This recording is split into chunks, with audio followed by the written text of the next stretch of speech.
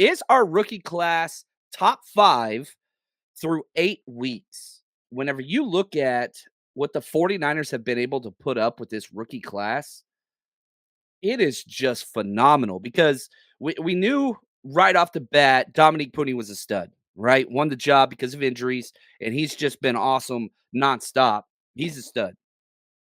But the guy that you spent the most draft capital on, your first round pick, Ricky Pearsall, was good Lord, MIA all of training camp and OTAs. He went out there, he was injured, 2 injuries. Then finally gets healthy, then he gets shot. And so he missed, the first month of the season plus. But man, he comes out and he's been awesome. 4 catches on 4 targets, plus that huge run play when Debo went out. And so, like, you kind of see the blueprint or the plan that Kyle Shanahan had that, look, man, when Debo's out, our offense struggles. Now, is Ricky Pearsall Debo? No, but he was the slot kind of, end around jet sweep, screen guy at Florida and at Arizona State. So, like, he's similar. He's not Debo. There's nobody that's like Debo. Debo's one of one. But now you can still run those same plays. And I think that's huge. So, man, Ricky Pearsall, stock ticket up. And it's going to have to continue with Ayuk being out. Renardo Green, unbelievable. I hate that he got banged up with his ankle. I thought he played great. Renardo Green is a very, very good football player. I think he struggles in special teams, but he's very, very good as that number 3 corner. And, he got banged up, and then you brought in Isaac Yadam, and it was just like, oh, tag team. We got 4 corners that the 49ers trust. I think that's huge. Huge. I know we're talking about rookies right now, but I would be remiss if I don't take this opportunity. Charvarius Ward played like a dog in a good way. It looked like the number 7 of what we're used to. It missed it all year. Was it a good game or a great game? It was solid, but he was contributing in the run game and he wasn't hesitating. He was out there fighting. He had like, I loved it. He wasn't being bullied. Anyway, we'll get back to him later. Malik Mustafa might be the best person in the class, to be honest with you.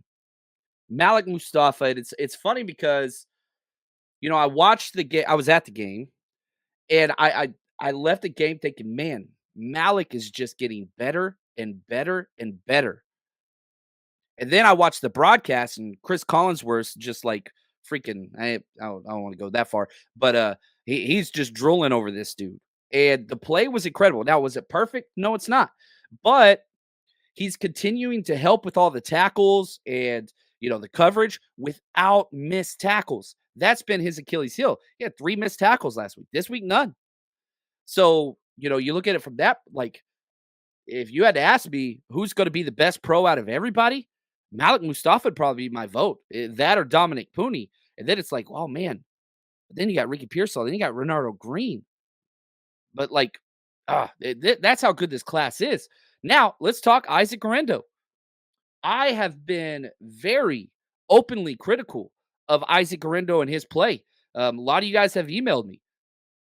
I'm telling you right now, this was awesome.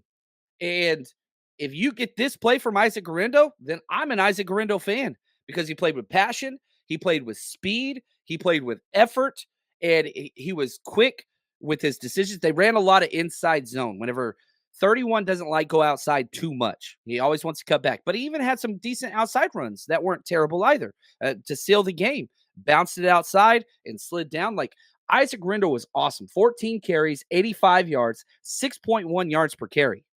Plus, he had the touchdown, which made me very, very happy. And shoot, Brock Purdy's checking down now. That's probably, aside from the rookie talk, Brock Purdy's running the Shanahan offense again, which is huge. Check down, check downs, check downs. 4 targets for Isaac Guerendo. That's huge. That's huge. He caught 3 of them. Hats off to Isaac Guerendo. Played incredible. He's just good, man. Here, I want to go to a clip from Brock Purdy. Shout out to Juan Salas getting these clips. He's the best ever. This is Brock Purdy talking about Isaac. Extremely happy for him, the way he comes to work every day and stuff, and the chip that he has on his shoulder. Humble dude, is always asking questions and wants to make sure he's doing everything right. So for him to do what he's doing right now for our team, man, I couldn't be happier for him. And I get it, man. Being a rookie, coming in with some guys on the team and some big names in the huddle and everything. You can sort of be awestruck in a sense, but he's coming in, man, just he doesn't care. He's grabbing the ball and running hard. So I appreciate that about him. He was effective. He was beyond effective. Like, I'm the biggest Jordan Mason fan that exists.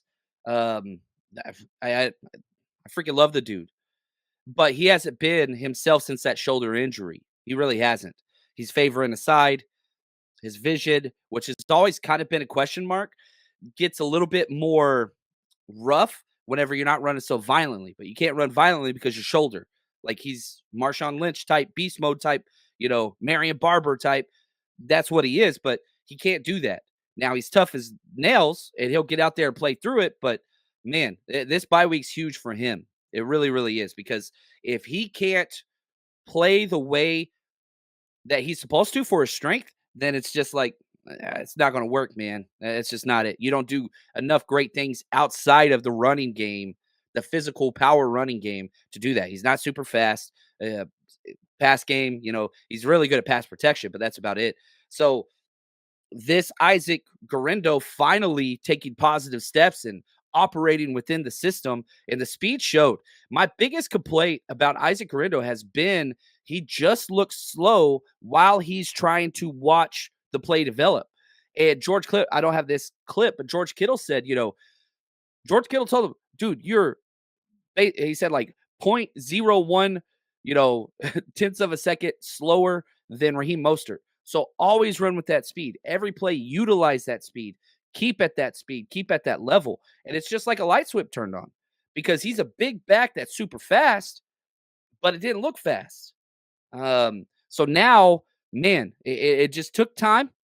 And shout out to the 49ers for the patience, because I wouldn't have had it. But Isaac Guerendo, awesome. And very excited about him moving forward. Jacob Cowing, great. He needs some more opportunities. I have no clue why in the world we just will not let Jacob Cowing play. Where was he at? Let's see. He got 12 snaps again. Ronnie Bell, 15 snaps. Kyle hates Jacob Cowing. I don't know why. He hasn't made mistakes on the field. He kind of, you look at his blocking. His blocking's not great. 57.6. It's not great. But it's just like, why? What is happening? Why are we not using this guy? But take that for what it is. I think Jacob Cowing's awesome. Jared Kingston, he's the only one that's no longer with us. And then Tatum Bethune, our 7th round pick. So, man, super long question or answer to your question talking about the rookies, David. I appreciate that. The 49ers Rush Podcast.